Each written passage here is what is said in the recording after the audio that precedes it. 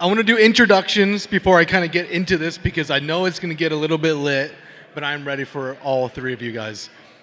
Chatter in the back. Hey, foreplay guy, incense. Make your way. Yeah. Swordman, go. Box the shirt. Oh, shit. Okay. Chot, they're over there. Oh, you wore the Thank shirt. you. Let's go. Thank you, man. Phoenix. Thank you. So introductions, I want to start with my man on the left. Who you are, what are we here for? Cool. What's up, everybody? I'm Jeff. I run sales at Digio. We're a quizzing pop-up landing page platform. Hey guys, I'm Phoenix Ha. I'm the CEO and co-founder of AdBeacon. We're a first-party data attribution and optimization platform. I'm also a media buyer. Hey everybody, I'm Charlie. I'm founder of Disruptor School. I've spent a lot of money on Facebook and I've made a lot of mistakes, and I'm here to try to help you avoid that by listening to my life lessons. There we go. Beautiful. First off, no clapping at that. No clapping. First I off, liked it. Clap away. No applause. No clapping. First off, my thing is there's been a lot of drama going on, mainly around is Facebook dead? Is Facebook not dead? Is audiences there? Audiences not there? I know when I was using this platform, mainly gathering the information, A, through quizzes, or B, through just asking the right thing. How are you able to provide more information, audience-wise, so that we on the media buying side can optimize? Before you answer this, who's running paid media right now on Facebook? Meta. The whole room. So this is applicable. Let's just call it Facebook.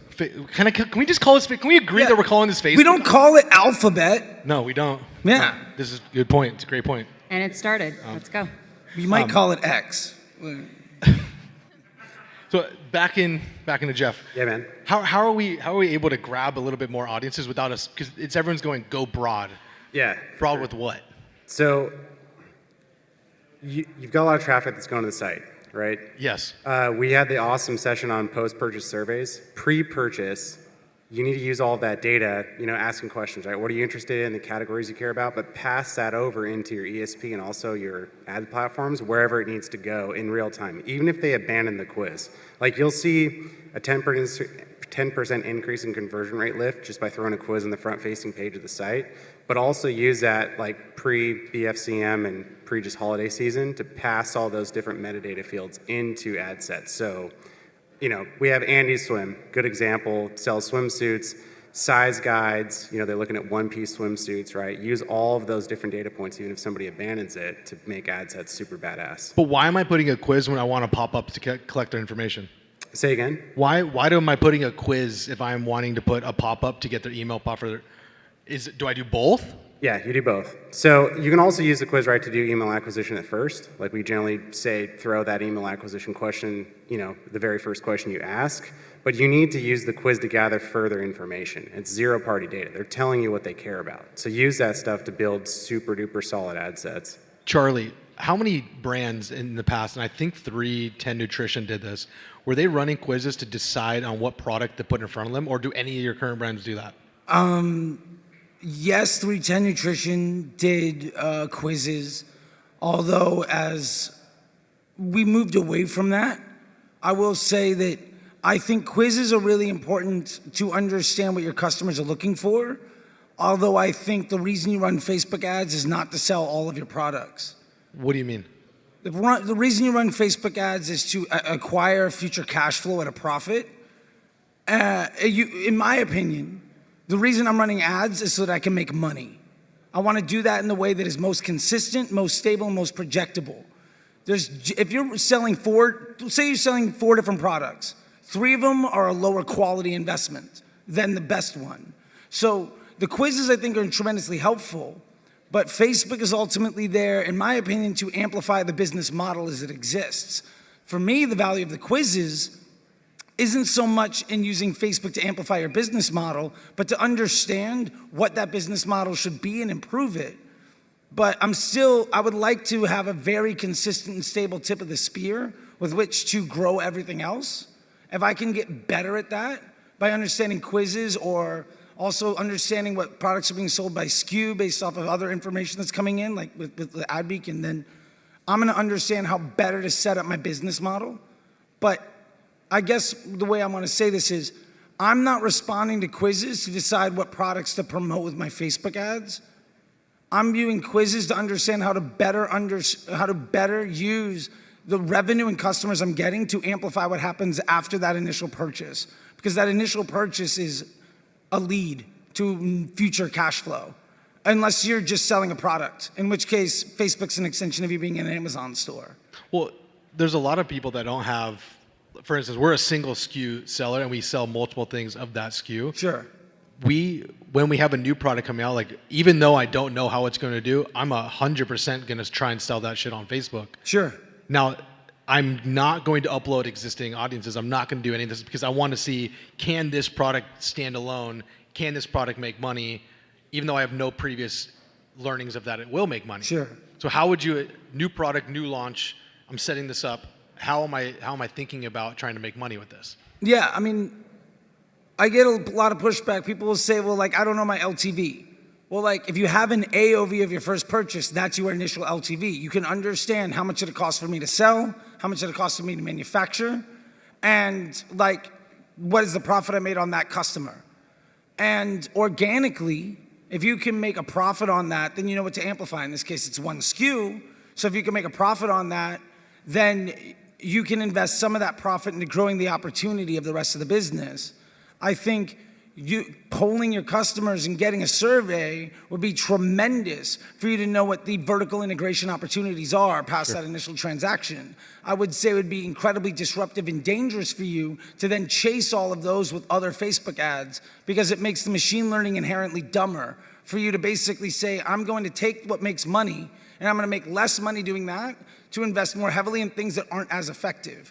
And at the end of the day, that's worse for my cash flow. Does that make sense? It does, but sometimes you don't have a choice. Like sometimes you have to sell all the products. So if I were to ask Phoenix, I have to sell all my products. One of them, it definitely isn't as profitable as the other one, but I don't have a choice because I have dead inventory.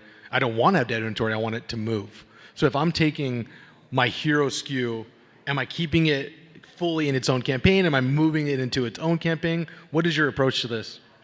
I'm so sorry. There's a really bad echo up here, and I can barely hear you. Shut up in the back. I'm hearing womp womp skew. Womp. So mainly, is this better now? No, but it's okay. He's saying if you want to move a product, if you have to sell a SKU for business operational purposes, Okay. would you isolate that into it? If I'm wrong, correct me. Would you isolate that specifically into its own campaign to push that product, even if it's not necessarily the best investment, because business operation mandates that has to occur? Is that a fair assessment? Yeah, okay. It might not be as profitable. Right. I have to sell it. Am I putting that in my own existing campaign or not? Yeah, I mean, I would. I mean, again, it depends on how you want to structure things. If you want it as its own campaign and its own product, and you want to report on it separately, fine. Again, I think a lot of it's blended. Okay, look, I'm a huge proponent of first-party data, right? So when I'm able to, what AdBeacon does is we're able to deduce down from campaign, ad set, and ad what is actually driving SKUs in terms of sales, right? So in Meta, we don't know what people are actually buying. Unless we send them to a product page that's blocked and you can't, roam around the website, you don't know. So again, in its own campaign and it's not, I'm going to react to how is that ad actually driving sales to specific SKUs, whether they be, profit drivers or not. If they're brand drivers, great. I'm gonna kind of flip the script a little bit. So for example, back in the day, right, if you didn't have first party, you would have, let's just say, this Nirvana shirt. You want to push this Nirvana shirt. And you're seeing all this revenue and conversion coming through in Meta, and you're like, fuck yeah, I'm getting Nirvana shirt sales. But then you go into your Shopify, and you're like, I'm not moving the SKU. The SKU is not moving. You're like, well, what are people actually buying? Well, you already knew that it was driving traffic to your site, qualified traffic, and they're buying other SKUs. The problem is you don't know what those SKUs are. I'm always going to bring it back to first party, and then you know what those SKUs are. So back down to, okay, if it's not as profitable, then you have to make the decision. I think you just need to make more educated decisions as to what you need to drive, whether it be inventory, profitability, whatever that is, and then make those decisions off of data that makes sense. At least there's something tracked there. I hope I answered your question, but I think it's just dependent on what you think is most important for your business. Can I add to that too? I think there's an assumption that people make that I think was in the question that I think you might have overcome as well, is that the product in your ad is not necessarily the product people buy, and that can happen at massive scale. Correct. Like sometimes people say, well, I'm out of this product, I have to turn off the ad. And my response is like, I've run Black Friday ads till May, who gives a shit? If I'm making money, I'm gonna keep going. Like, Balenciaga will sell out of their product and still run that ad for 6 months. Like, the point of it is, like, the purpose of an ad isn't to sell a product. The purpose of a Facebook ad is to get somebody into your store. Your store's job is to sell that product. Your brand's job is to sell that product. Now, that ad might condition them to want to take a specific action. But an ad that gets somebody's attention and interest in the brand, to get them to want to buy from you, is phenomenally more effective than an ad that's really good at selling something that I don't want. And I think that first party data There's is no pretty helpful. guarantee, right, that an ad is going to drive sales to one product unless you only have one product. Okay, like that's just, I agree and disagree, right? But then you also have to be more efficient, right? And you have to understand, like, what does your brand need to have food at the end of the table, like at the end of the day, right? So I think a perfect case study of this is I run ads for Brixton, okay? They're fine with me sharing this. And we had this, I've shared this with a couple of you kind of in our sidebar chats, but there was this cardigan ad. It was like this red, ugly ass cardigan ad that they did like a collaboration with some really cool person in some state, whatever. And we're driving all this traffic, right? And it's pumping, at least on my end. And I'm like, oh, sick, yeah, cool. But then the CEO calls me, he's like, Phoenix, turn off this ad. This ad is, those SKUs aren't moving, right? Because you see this really great photo of this ugly ass cardigan, really beautiful cardigan. And people aren't just buying that cardigan, but people are buying something else. And what I'm saying in terms of efficiency of your ads, especially as you're going to Black Friday, Cyber Mondays, what if I told you that I now know that people are buying the Dad Gang snapbacks? Let's just pretend Brixton sells these, right? So if we know that, why don't we send people to a landing page that has the cardigan, right? Because they need to see that, but why don't we have those 3 snapbacks and then have a bundle deal, increase that AOV, reduce the amount of clicks, and have better sell-through? So again, efficiency. When brands are thinking about first-party data, what does that even mean? How do we even do that right now, Jeff? I mean, it's the shit that they're giving you, right? Customers giving you their data, their preferences. There's a really badass thing that Digio can do called mini quizzes. So it's not a fully baked out quiz as well. Like if you're driving somebody to a landing page, you can have a couple of tiles, like little icons, right? Categorize people down into specific PDPs and use that to drive more traffic to those different products or SKUs you're trying to sell. Say that again. What? Sorry, we have something called mini quizzes. So Okay. it's not a fully built out quiz. If anybody's on, go to andyswim.com. ANNIE? ANDIE. ANDYE. IE. IE. Yeah, they make swimsuits. So on the front facing page, you'll scroll down and it'll say, what are you doing in your Andy? It's a small little selector with 5 different like circular buttons that will drive people into different PDP pages.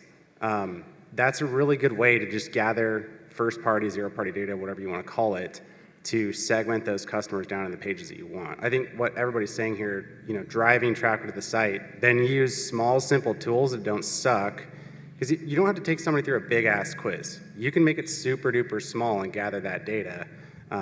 There's some stuff that we do to even anonymously append data before you get email addresses on that. It's a long ass response I just gave. No. Happy to walk people through this too afterwards. So I'm taking the fit quiz, is that correct? Yeah, so if you're on the front-facing page... None of this is going to fit me, by the way. None of this will fit Dude, me. I don't know. I feel like you could probably pull it off, man. I'm thick on the bottom. It's like one-piece swimsuit. You'll never know until you try it on. Yeah, sure, dude. And then put it on 12 Twitter. questions? Put it That's a on Twitter. mini quiz? So, no, this is on the front-facing page, on the very front page that you get to for Andy. Yeah, there's 5 little buttons. You'll see it. Okay, I got Yeah, this. find my fit. So you don't have to run people through these big quizzes to gather that data. Would I run this to, and this would just drop me to random or different landing pages, is now that's 2 touch points. Mm-hmm. Am I collecting email before this, or is it just, hey, this is what you're looking for, here's where you're going?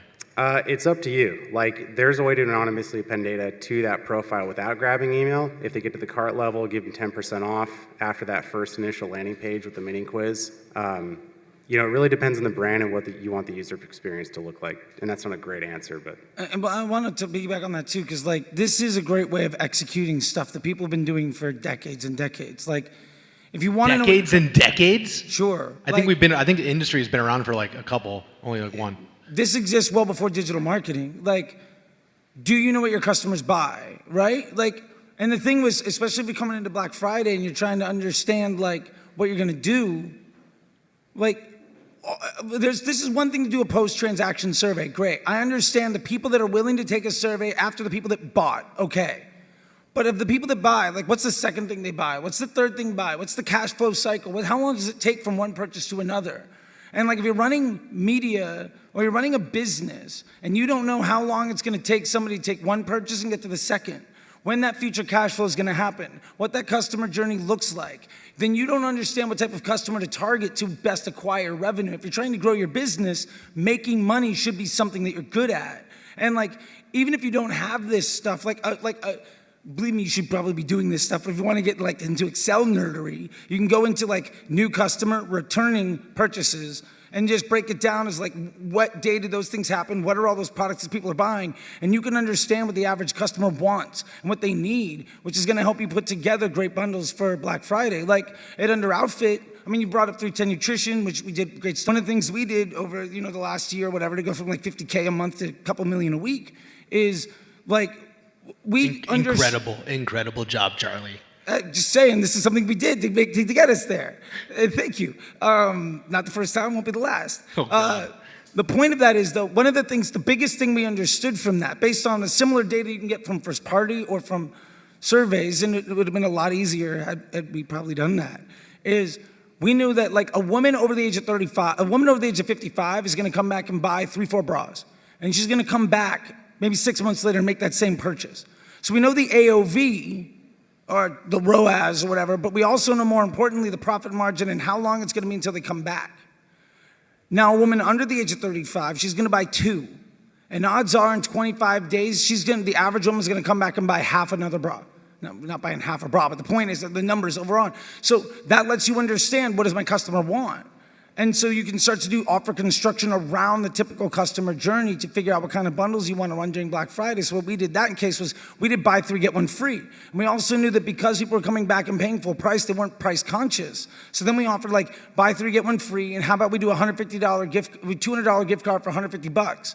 Now we're taking that $100 LTV, we're making it like $200, $250. When we do a membership program, like what Ben is doing at True Classic, we can make that a $300 purchase because we're understanding what the customer wants. Now that took us with extreme Excel nerdery, stuff that like if we had just done maybe a quiz, we would have found out a lot sooner. I think we're all saying the same thing, right? Like we need to speak to customers in a much more, I would say, tailored way. Like the days of just like saying 70% off, deep discounting is just not gonna work unless you really wanna dip into your margins. Like that's fine. I think there's more creative ways to do that, and if you have access to data to understand what they want, right? So often we tell our customers what they want. We said, congratulations, you get a bundle, right? Maybe that's not, with a specific SKU. And we don't really look at the data to recognize whether or not that's exactly what they want. Right, and I think to both points, right, whether it be survey or just analyzing specific cohorts of people that might buy more frequently than others, you have to tap into that. And then you have to listen, and then you have to get creative as to what those offers are. Do whatever you possibly can to not dip into your margins. Maybe it's an inventory play, like I said, during Black Friday. Figure that out. But I think the days of deep discounting, okay, let me take it back. I'm really worried about Black Friday, Cyber Monday, and what that looks like in the space because I look at Labor Day and I go, okay, how deep are they discounting? And then is it going to be a precursor to what's going to happen during Black Friday? Show of hands, how many of you guys think is going to be the biggest Black Friday you guys have experienced for your brand? Show of hands. How many think it's going to be good but not incredible? How many of you guys are a little bit nervous for it? Nobody's, okay, 2. Okay, why are you a little nervous for it?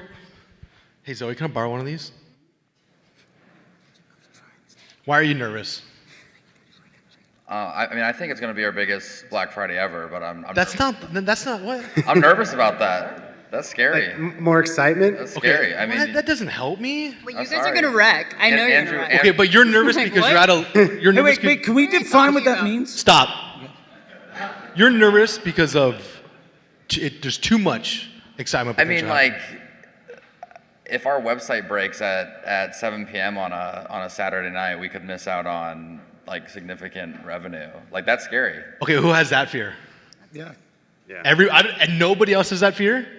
Okay. Or like ad account gets disabled randomly. I mean, that shit happens all the time. But in terms of the performance of the offer that you're choosing, you don't feel. I'm not worried about that. We've been testing into that all year long. I mean, What do you mean you've been testing it all year? What does that mean?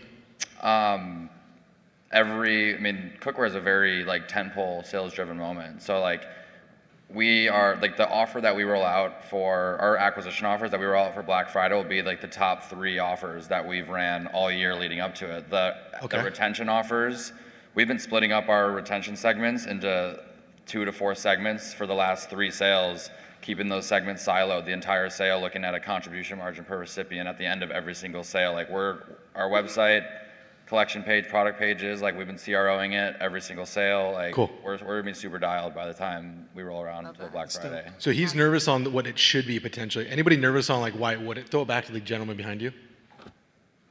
Yeah, so we've been looking at our year-over-year growth from non-sale period. Can you share what? You don't have to share the brand, but maybe the I'll industry. share the brand. Yeah, we're Iron Neck. It's a neck strengthening device.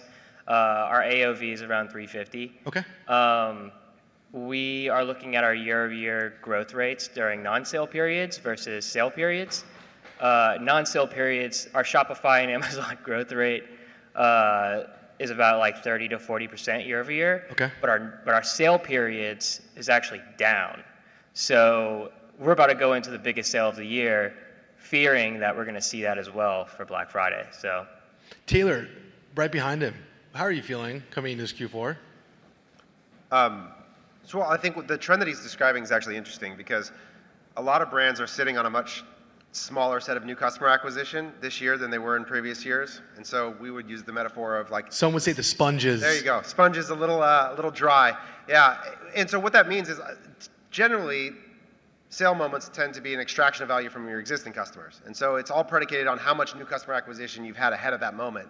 And so I think that's one of the things to consider is like, I would look at what we would call net active customers. So new plus returning plus non-lapse, and see how many you have ahead of Black Friday, Cyber Monday in comparison to last year. It'll give you a really strong indication of the future value of a moment when you're going to extract from that group. So. And I think that's an exercise everybody getting. That's kind of what you were alluding to of like, you have to dig into what was happening, or else it's not going to matter what you're going to do. Yeah, I mean, I think we've all been guilty of making bundles that look great on paper that nobody gave a shit about. Like, I can get a pair of socks, 20 cents landed, charge $15 and mark it 20% off, and nobody gives a fuck. Yeah, but you're selling socks too. I mean, fair enough. I got Outweigh on, by the way. Shout out to them. Just whatever. It's nice, good people. Anybody else have a couple questions on Facebook specifically? 1 second.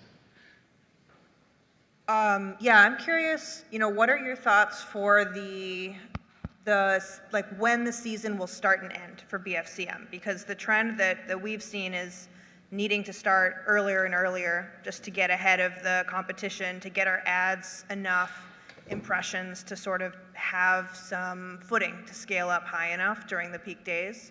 So for us, our holiday season starts in October. Yeah. Who else's holiday season starts in October? Couple hands? Yeah. In November? Okay. Yeah, so our holiday season starts in October.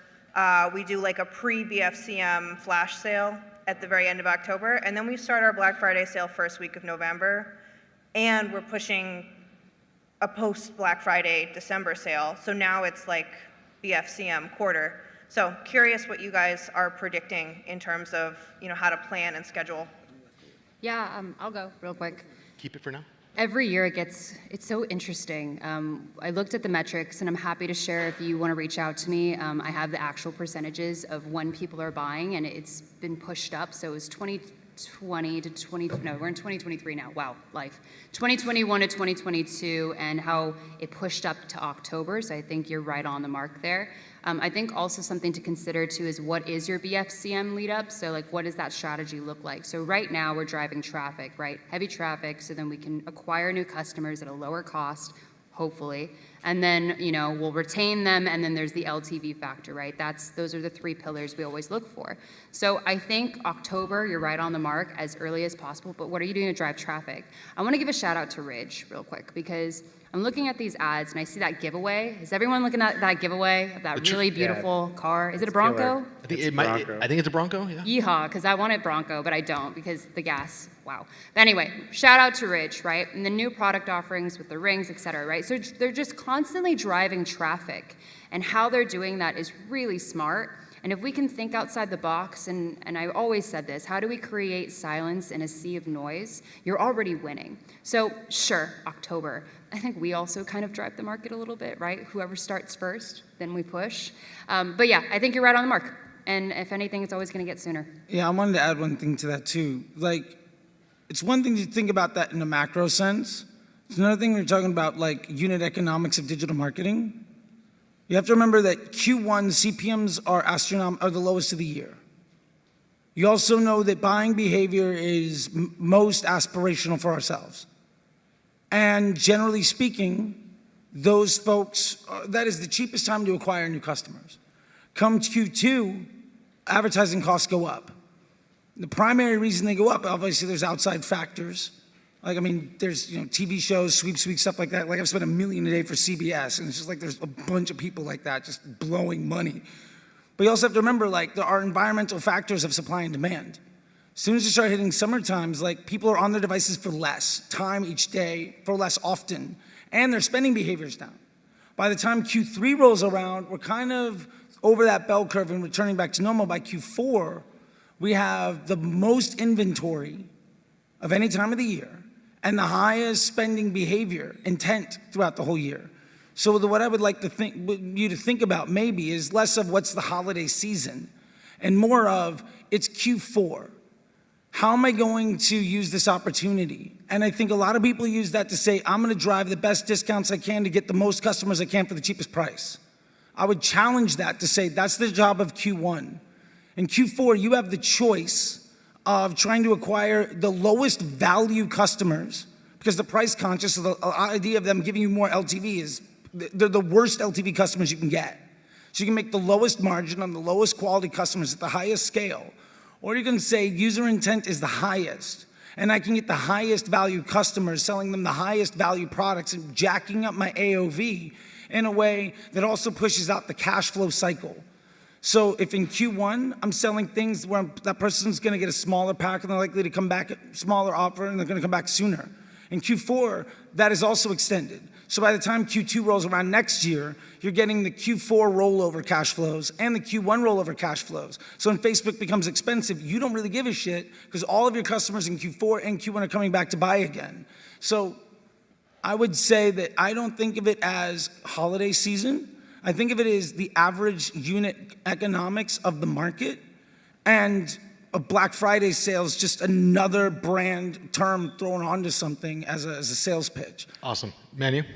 Yeah, he kind of answered my question right there, but I'll tell you something makes me nervous. Like, nobody really talks about it because Black Friday, all people think is, you know, we're gonna break records in sales and revenue. That, it seems all that matters in e-commerce. And it makes me nervous because what's the real health of your business, right? Like, are you profitable? Is it gonna put you in a hole? Last Black Friday was the best 2 weeks in revenue, like individual weeks of the whole year, right, for us. Sure. Great weeks, broke records, we're super excited. It put us on a hole because we spent a lot of money to bring those customers in ads, of course. The main ads plus the Black Friday ads, we spent a lot of money. Also, we blew a lot of inventory, and then you gotta make up for that inventory. Yeah. You gotta pay for it, right? So is it worth it, like pushing that hard, or you just gotta keep, because I run my business on a daily P&L. For me, profit is main. I have a finance background, right? So It's very important for me. So is it worth it, or should you just use your first party data to run the sales? So, sometimes I think the holiday season might not be as worthy to push so hard because it can put you in a hole. I don't know if it makes sense. No, how many of you guys are considering not doing anything unique for Black Friday and just status quo, knowing that the moment in itself will drive more revenue?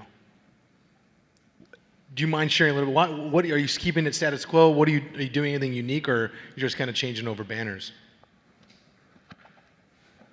I feel like a lot of it, yeah, there's a lot of buyer intent, and every year that I've like tried something new, it basically like it always goes back to the same easiest deal.